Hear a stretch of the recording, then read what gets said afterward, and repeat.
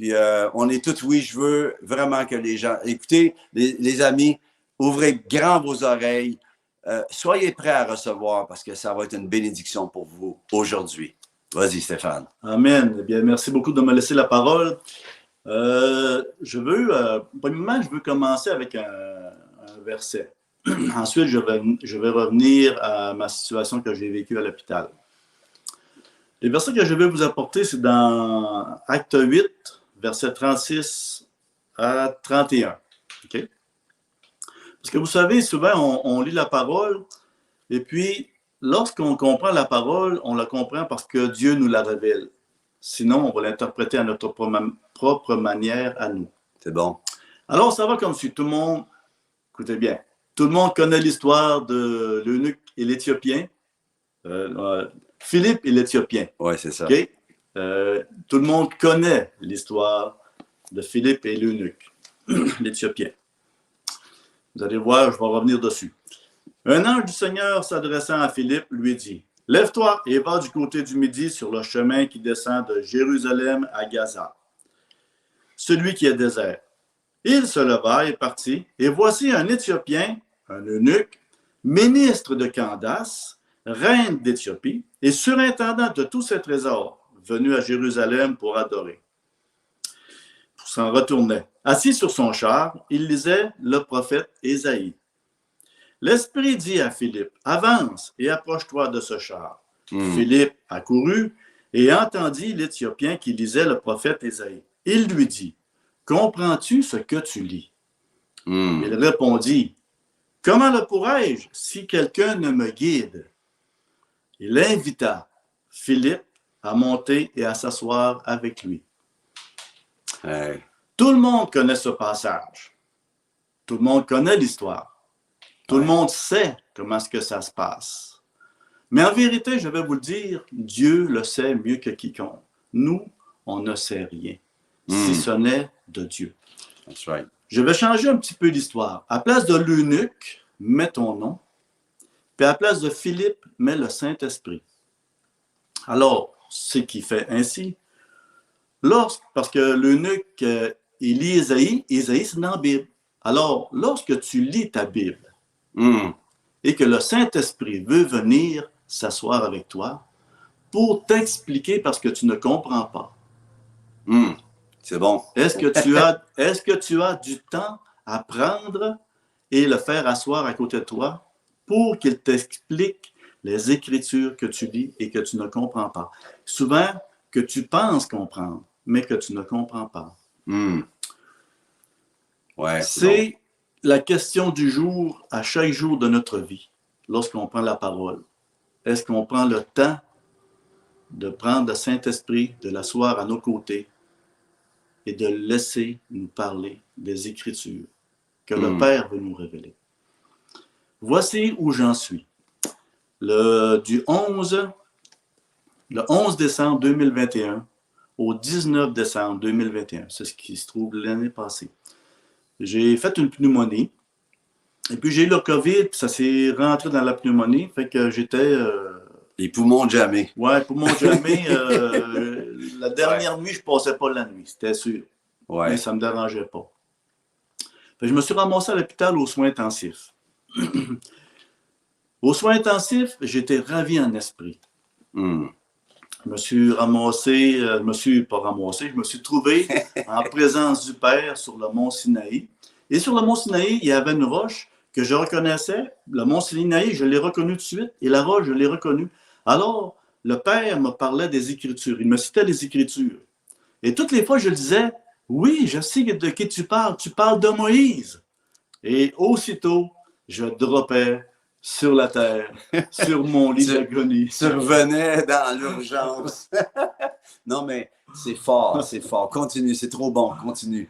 Alors, je revenais sur mon lit d'agonie. Là, je criais à Dieu, « T'es où, Dieu? T'es où? T'es où? » Et puis, une deuxième fois, j'étais ravi en esprit. Encore, je me suis ramassé sur le mont Sinaï, au même endroit, j'avais le rocher en avant de moi, où ce que le Père me citait les Écritures, et lorsqu'il me citait les Écritures, il disait toujours, je te connais par ton nom. Oui, je disais, oui, je sais, tu parles de Moïse, je sais. Je disais, je le sais, tu parles de Moïse, parce que je connais l'histoire. Je le sais. Il ne comprend pas, hein? Je disais, je le sais. Et aussitôt, je retombais dans mon corps et sur mon lit d'agonie. Donc, aussitôt que tu disais « je sais Aussitôt que je ». disais, je sais. Wow.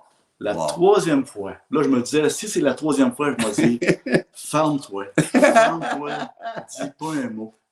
C'est bon, c'est bon. Fait que la troisième fois, j'étais ravi en esprit encore. Puis au même instant, le Père, encore, il me citait encore les Écritures. Puis je me disais, wow, est-ce que c'est bon? Est-ce que c'est bon? Puis il me disait, je te connais par ton nom. Puis je me disais, je demandais au Père, pourquoi moi? Pourquoi? Pourquoi moi? Pourquoi pas quelqu'un d'autre? Et sa réponse était, c'est parce que je te connais par ton nom. Il n'a aucune explication à nous fournir. Il n'a aucune justification à nous donner. Ce qu'il veut nous donner, il nous le donne. Et nous, on pense le connaître. On pense argumenter avec lui. On pense tout savoir. Mais on va vous dire une chose, on ne sait rien. On ne sait rien si ce n'est du Père qui se révèle à chacun de nous de manière particulière. Fait que j'ai appris beaucoup de choses dans cette leçon. Maintenant, je sais de ne plus dire « je sais » parce qu'on ne sait rien. Puis lorsque le Saint-Esprit veut nous révéler quelque chose, aussitôt qu'on dit « je le sais », tu viens d'ici les deux jambes. C'est vrai, hein? C'est tellement bon. Puis c'est vrai que on va commencer avec un verset, puis on est porté, admettons, le pasteur ou on entend un prédicateur qui dit « tournez à tel endroit dans la parole ». Puis là, on dit « ah ouais, je connais ce verset-là. Qu'est-ce que je peux apprendre de plus? » Mais Dieu a tellement plus parce qu'avec un verset, il peut parler différemment à chaque personne. Ah oui, différemment. Parle-nous de plus, quand tu dis « je te connais par ton nom », qu'est-ce que tu as reçu de ça? Parce qu'on entend ça « je te connais par ton nom ». Ça veut dire quoi, ça « je te connais par ton nom ». Qu'est-ce que tu as reçu par cette révélation-là? Lorsqu'il parle quand il dit « je te connais par ton nom », c'est pas ton nom, c'est pas Stéphane, c'est pas mon nom propre, c'est qui je suis. Ton identité. Mon identité, tout mon être entier.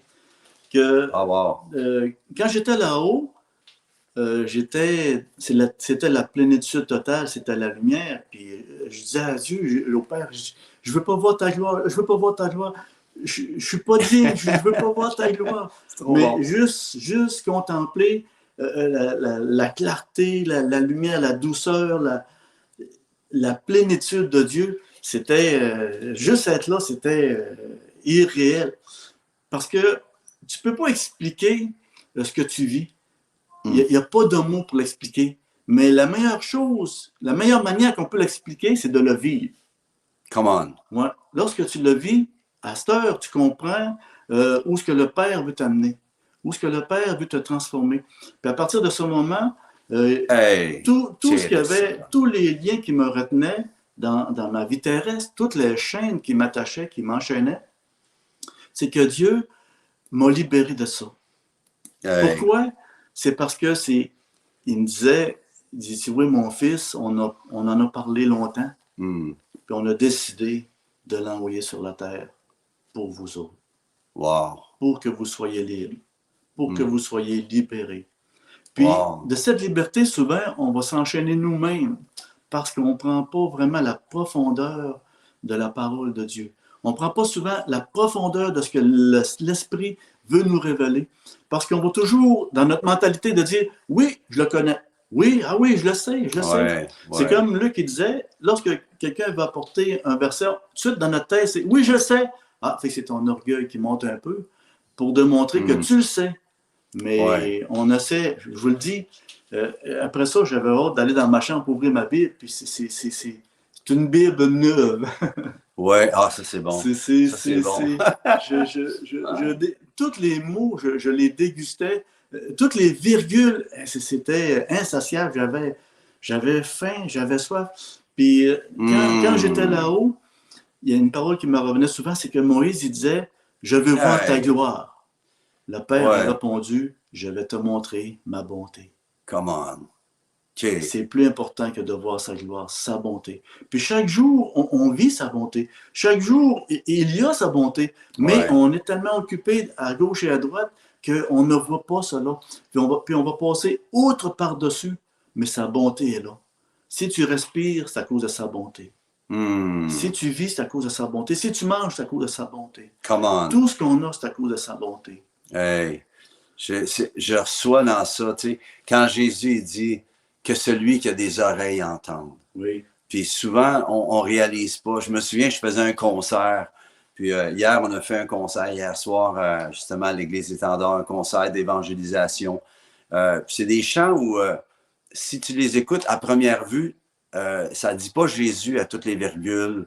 Il n'y a pas un Alléluia ou quoi que ce soit. Mais dans la fondation du chant, Dieu est là. Amen. Tu sais, puis il y a certains livres dans la parole, il y en a un, je pense, c'est-tu Esther, que Dieu n'est pas mentionné une fois dans tout le livre. Dieu, le nom de... Il n'y a aucunement la mention de Dieu, mais tu vois l'action de Dieu. Puis en ce moment, peut-être que tu as besoin de voir, de percevoir que Dieu, malgré que tu ne l'entends pas comme tu voudrais, puis souvent, Dieu nous parle en fait à tous les jours. Oui. À tous les jours, Dieu a une lueur de lumière pour nous, a une lumière d'espoir pour nous. Puis je veux te dire aujourd'hui que Dieu a une lumière d'espoir pour toi. Je veux déclarer que ce que tu entends en ce moment va devenir révélation pour toi. Que tu vas entendre, pasteur Stéphane, te parler, mais que ça va être transféré dans ton cœur. On déclare un transfert où tu vas goûter combien Dieu est bon, comment goûte et vois combien l'Éternel est bon. Puis on déclare sa bonté dans ta vie en ce moment. Mais ça doit devenir ton copyright. Amen. J'ai travaillé avec Patricia King, puis elle nous amenait des fois des paroles. Puis elle disait, ça là, tant que ce n'est pas devenu ton copyright, puis elle dit, je vous donne le droit de prêcher ce que je vais dire, mais ce que je vais dire, prenez-le, mais ça doit devenir ton copyright. Ça doit devenir ta révélation. Puis je pense que c'est ça que tu veux nous partager. C'est ça, oui. Puis l'important, c'est de, ce que je parlais aux gens, c'est de, faut que tu trouves ta montagne. Faut que tu trouves ton endroit où ce que tu peux aller vers le Père, puis tu sais qu'il est là, parce qu'il est toujours là, peu importe, mais il faut que tu trouves un endroit. C'est pour ça que je parlais de Philippe et l'eunuque. C'est que on est tellement préoccupé à nos affaires que bien souvent, on délaisse ses affaires. Puis que le Saint-Esprit veut nous parler, mais on n'a pas le temps. On est dans notre char. C'est pas le même genre de char, mais on est dans notre char, puis on roule, puis on file, mais on n'a pas le temps. Et on ne prend pas le temps de se laisser expliquer les Écritures comme lui, il le veut. Pas comme nous, on l'interprète, mais comme vraiment, lui, il veut nous révéler. Ce que j'aime de ce que tu apportes concernant Philippe et l'eunuque, moi, c'est un de mes textes qui ont chaviré ma vie à un moment donné, d'ailleurs. Tu sais, en tant qu'évangéliste, Philippe, c'est un évangéliste. Puis c'est intéressant parce que Philippe, il se tenait avec les grands de la parole. Il se tenait, il était à l'église, puis il connaissait Pierre, il connaissait ces gros noms-là. Puis lui, dans son cœur, il savait qu'il était un évangéliste. Puis là, Dieu, je l'imagine qu'il dit, Dieu, utilise-moi. Puis Dieu, il dit, va-t'en sur le chemin qui est désert. Va-t'en sur le chemin qui est désert. Quel départ pour un ministère. Puis la réalité, tu vois, c'est que tu t'en vas sur le chemin qui est désert, mais il y a quelqu'un qui t'attend là.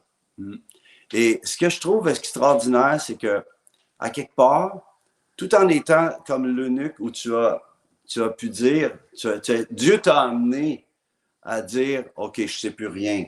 Il faut que le Saint-Esprit me le montre. Ça, Dieu t'a amené là. Mais il t'a amené aussi comme Philippe, sur le chemin qui est désert, puis il t'a trouvé dans ton désert. Puis moi, ce qui m'épate, c'est la gloire de ce que tu as vécu, Stéphane, dans le désert de ta vie, dans l'hôpital. Alors que tu étais sur le bord de crever, puis, je m'excuse du terme, mais tu étais sur le bord du passé. Dieu t'a donné une deuxième vie. Puis je peux te dire, moi, je te connais d'avant, puis il y a un avant et un après. Il y a un nouveau Stéphane. qui parle aujourd'hui. Puis comment Stéphane vit maintenant tous les jours, son jour comme aujourd'hui? Comment tu te lèves le matin maintenant? C'est sûr que c'est plus comme c'était parce que la condamnation et la culpabilité qui était sur moi, qui m'accablait, que moi-même j'ai laissé entrer pas dans ma vie, sur ma vie, que le Père m'a révélé. Vous savez, on parle de Jésus, qu'il est mort sur la croix pour nos péchés, puis tu sais, oh, blabla, tu sais, tout le monde connaît l'histoire. Hein? Tout le monde connaît l'histoire. Je sais. Eh oui. Mais lorsque tu le vis, c'est pas la même chose. Ouais. Parce que j'avais un manteau de honte, de culpabilité, puis vraiment incrusté dans la peau. Puis cela m'amenait à la souffrance terrible, plus que la mort. Mentalement, c'était insoutenable. Puis lorsque le Père, il m'a parlé de son Fils qu'il avait envoyé sur la terre pour nous, même en 2021, que j'étais l'année passée, de me faire réaliser l'acte qu'il a fait pour chacun de nous. Come on. Lorsqu'il a arraché, j'ai dit oui, je te demande pardon, mais lorsqu'il a arraché le manteau, il était tellement incrusté que ma peau, elle a suivi le manteau. Le manteau de ta culpabilité. De ma culpabilité et de la honte. Wow. Parce que tellement qui était dû à quoi? En quoi te sentais-tu coupable et honteux? C'était quoi qu'est-ce qui t'a amené à porter ces manteaux-là? Parce que c'est intéressant de voir que il y en a certains d'entre vous, vivez la culpabilité, c'est un manteau que vous portez. Oui, c'est le manteau. C'est vraiment, au lieu de la gloire, de la bonté de Dieu, c'est le manteau. Parle-nous de ça parce que je crois que c'est un filon pour quelqu'un. Vous savez, on n'a pas tous les mêmes réactions vis-à-vis des événements, vis-à-vis des situations. Mettons vis-à-vis d'une querelle ou peu importe. Il y en a qui vont prendre le manteau de la culpabilité, puis il y en a d'autres qui vont dire ça ne me dérange pas, cela ne m'atteint pas. Dans mon antécédent, il y a beaucoup de choses qui ne m'atteignaient pas dans le sens que la calomnie, que les gens risent de moi, qui me rejettent, ou peu importe, cela ne m'atteignait pas parce que j'avais été délivré de ça. Parce qu'avant, j'étais vraiment timide. Plus que timide, ça n'existe pas. Okay. Ouais, je me souviens, moi, du Stéphane timide, puis c'est plus le même homme aujourd'hui. Ouais. Et puis, à l'Assemblée, on est allé à un mariage, et puis on a eu un téléphone comme de quoi qu'il y avait eu le COVID. Puis ensuite, à l'Assemblée, il y a plusieurs personnes qui ont le COVID. Mais même avant, j'avais beaucoup de pression sur ma vie. Et puis après ça, j'ai tout pris la condamnation sur moi. Il n'y avait pas de condamnation. Mais j'ai tout pris la condamnation sur moi que les gens, il y en a qui avaient le COVID, puis je me disais c'est de ma faute, c'est de ma faute, c'est de ma faute, c'est de ma faute. Puis même si c'est pas de ma faute, j'ai pris la condamnation et la culpabilité, puis je me sentais honteux. Et puis quand j'étais sur le lit de la mort, j'étais à terre dans mon salon, puis j'étais heureux de mourir. Parce que je me disais, je vais être délivré de ça. J'étais heureux. J'étais heureux de mourir. Mais vous savez, notre plan, ce n'est pas le plan de Dieu. Parce que dans notre cheminement, Dieu nous amène dans un entonnoir où on n'a pas le choix de prendre des décisions. C'est oui, Seigneur, je te suis. Oui, j'abandonne. Come on. Moi, j'ai dit oui, Seigneur, fais de moi ce que tu veux. Wow. Puis la culpabilité, c'était pire que la pneumonie ou peu importe. Je suffoquais, j'avais plus d'air, j'avais plus rien. Wow. Mais cela ne m'importe peu. Parce que Dieu, le Père, mon bon Papa Céleste, il voulait m'amener, parce que j'étais malade, même malade, je travaillais, je n'arrêtais pas, c'est fou là.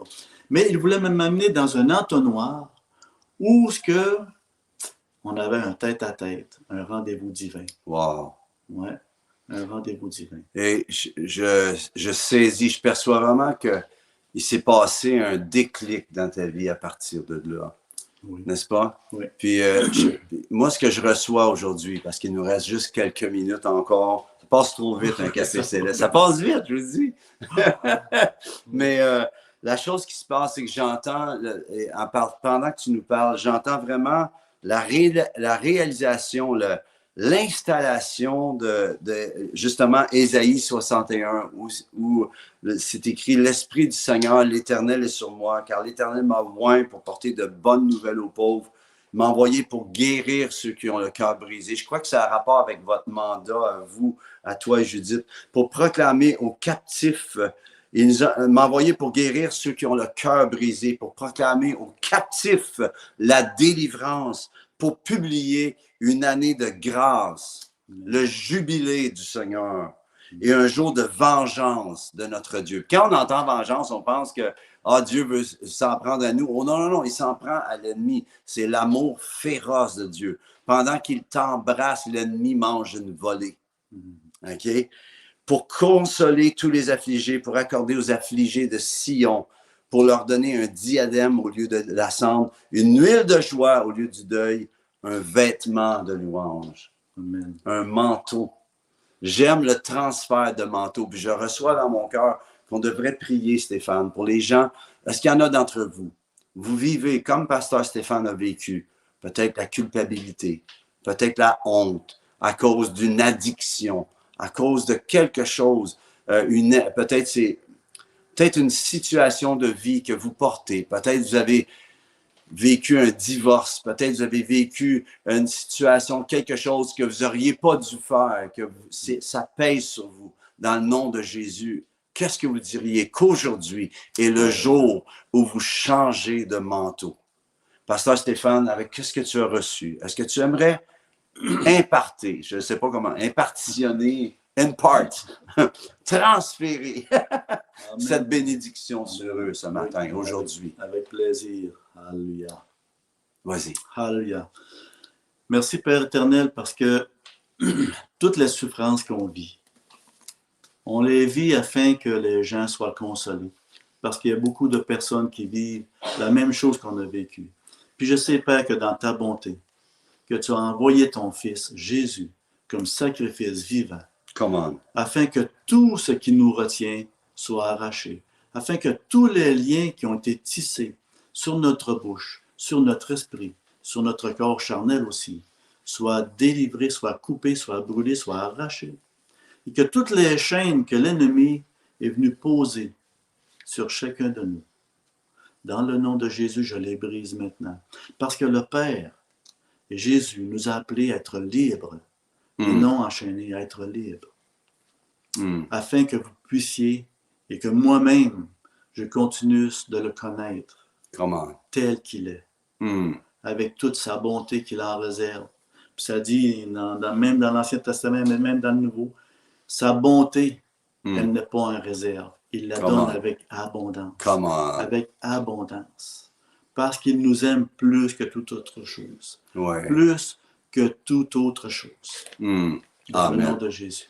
Amen. Hey, ça a passé trop vite. Il va falloir se reprendre. Je ne sais pas si c'est nous qui allons revenir ou vous qui allez venir nous voir au zoo de Granby. Aucune idée. Mais une chose qui est certaine. Merci, Pasteur Stéphane. Merci. Pour ce... Vous savez, devant Dieu, on ne sait rien, mais il nous révèle, puis on est capable de dire « car je sais en qui j'ai cru ».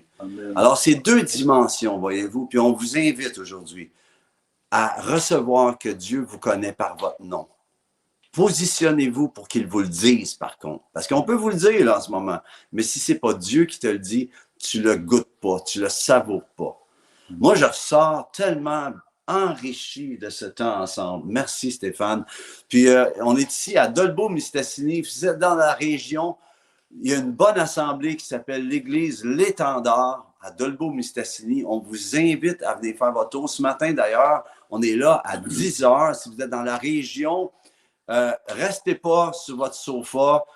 Sortez de l'église du Sofa Church. Là. Venez faire votre tour à l'église L'Étendard. On va avoir un bon temps ce matin. Louange. Vous devez rencontrer Pasteur Judith, Pasteur Stéphane, la gang de l'Assemblée. Puis que le Seigneur vous bénisse chacune. Si vous avez une assemblée ce matin, allez-y. Vous avez besoin d'amener votre café céleste là-bas. Vous avez besoin d'amener votre onction à votre assemblée. Ce n'est pas dans votre salon que ça se passe, c'est ensemble. Dieu veut nous réunir à nouveau. Je sais qu'il y en a peut-être qui ne pensent pas comme ça. C'est pas grave, on a tous nos pensées. Mais l'important, savez-vous quoi? servez Dieu avec tout votre cœur, toute votre âme, toutes vos pensées. Les amis, merci beaucoup d'avoir été là. Lawrence, merci pour ton bon travail en coulisses. C'était tellement extraordinaire. Puis Nathalie, je t'aime. À bientôt, les amis. Yes, semaine prochaine. Café Céleste.